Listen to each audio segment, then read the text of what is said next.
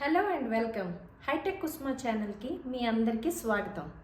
నేను ఈరోజు మీ అందరి కోసం నార్త్ ఇండియన్ డిష్ చేసి చూపిస్తాను. అదేంటంటే పోహా. పోహా అంటే ఇంకేటో కాదండి, తెలుగులో అటుకుళ్ళు. అటుకుల్ని హిందీలో పోహా అని కూడా అంటారు. పదండి పోహా ఎలా చేసుకోవాలో చూపిస్తాను. ఇది మా అత్తయ్య దగ్గర పెళ్ళైన కొత్తలో నేను నేర్చుకున్నాను. పదండి నా స్టైల్లో పోహా ఎలా చేస్తారో చూపిస్తాను. పోహా చేసుకోవడానికి కావాల్సిన ఇంగ్రీడియంట్స్ ఏంటో చూపిస్తాను.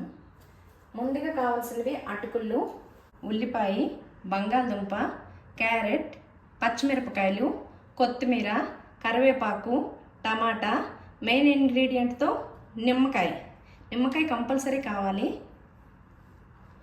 ఇంకా ఆవాలు, జీలకర్ర, ధనియాలు, కొంచెం సోంపు, కొంచెం పంచదార, దానిమ్మ గింజలు, ఇంకా శనగ పలుకులు. వీటితో మన పోహా టేస్టీ తయారవుతుంది. పదండి పోహా తయారు చేయడం ఎలా చూద్దాం.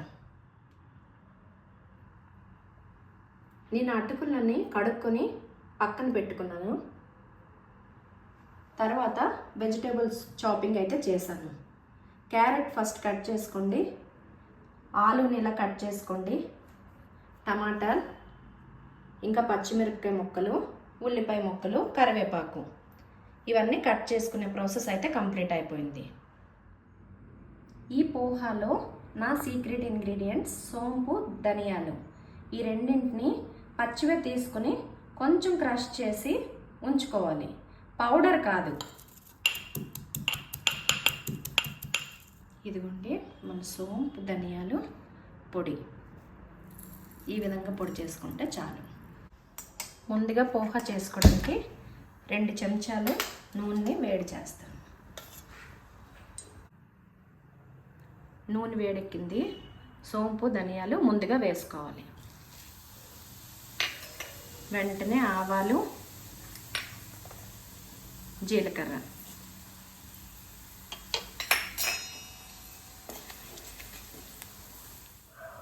ఇవి కొంచెం వేగిన తర్వాత పచ్చిమిరపకాయలు వేసుకోవాలి. పచ్చిమిరపకాయలు మాడిపోకముందే ఉల్లిపాయలు, ఇంకా కరివేపాకు. నేను చెప్పాను కదా, కరివేపాకు ఎప్పుడు డైరెక్ట్గా నూనెలో వేయకూడదు, ఉల్లిపాయలతో వేసుకుందాం. ఉల్లిపాయలు కొంచెం వేగాయి. ఇప్పుడు మన బంగాళదుంపలు కూడా కట్ చేసుకున్నాం కదా, అవి వేసేద్దాం.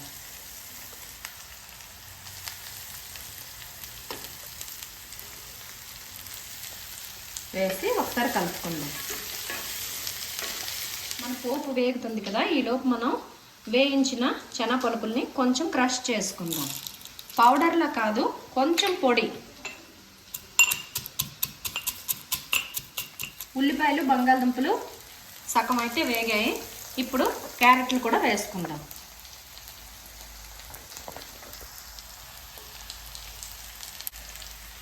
ఈ మూడింటిని బాగా మిక్స్ చేసుకొని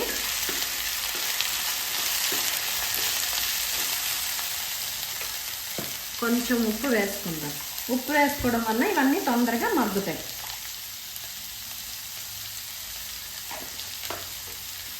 బాగా కలుపుకొని దీని మీద మూత పెట్టుకుందాం. ఇది మీడియం ఫ్లేమ్లో బాగా వేపుకుందాం.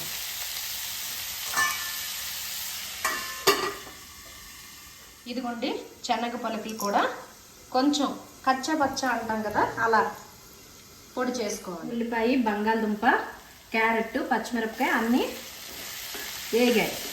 ఇప్పుడు మనం టమాటాలని వేసుకుందాం. కొంచెం పసుపు వేసుకుందాం. అంతే. ఇవన్నీ బాగా కలిపేసి సిమ్లో ఉంచి ఇవన్నీ మెత్తబడే వరకు వేపుకుందాం. ఇప్పుడు మనం ముందుగానే కడుక్కొని పెట్టుకున్నాం కదా అటుకులు, చూడండి విడివిడిగా ఉన్నాయి. ముందు కడుక్కోవడం వల్ల ఇదే బెనిఫిట్. ఇప్పుడు ఈ అటుకుల్ని ఇందులో వేసుకుందాం. ఫ్లేమ్ మాత్రం సిమ్లో ఉండాలి.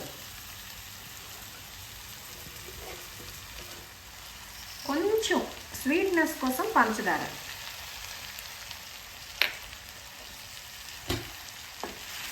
ఒకసారి బాగా కలుపుకొని మూత పెట్టుకుందాం. చూడండి ఫైనల్గా మన పోహా తయారైపోయింది.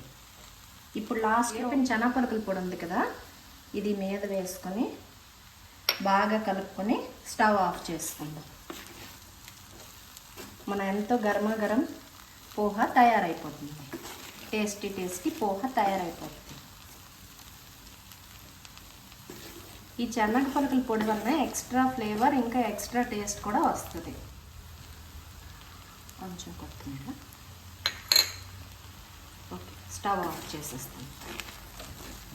స్టవ్ ఆఫ్ చేసిన తర్వాతే మనం నిమ్మరసం వేసుకుంటాం. నేనైతే ఇక్కడ ఒక నిమ్మకాయ హాఫ్ చెక్కని ఇలా రసం తీసుకున్నాను.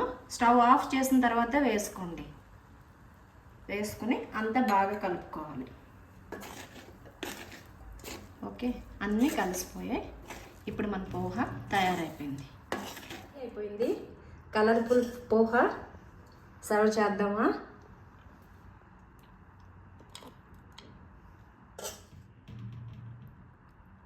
చూడండి ఎంతో కలర్ఫుల్ పోహ తయారు.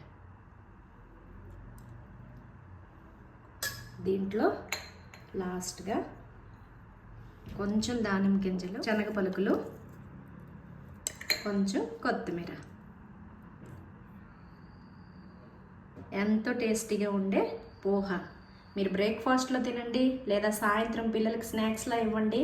ఎలా తిన్నా హెల్దీ అండ్ టేస్టీ, చాలా బాగుంటుంది. చూడండి మన కలర్ఫుల్ ఇంకా టేస్టీ పోహ తయారైపోయింది. చూడడానికి కూడా కలర్ఫుల్గా ఉంది, తినడానికి టేస్టీ కూడా ఉంది.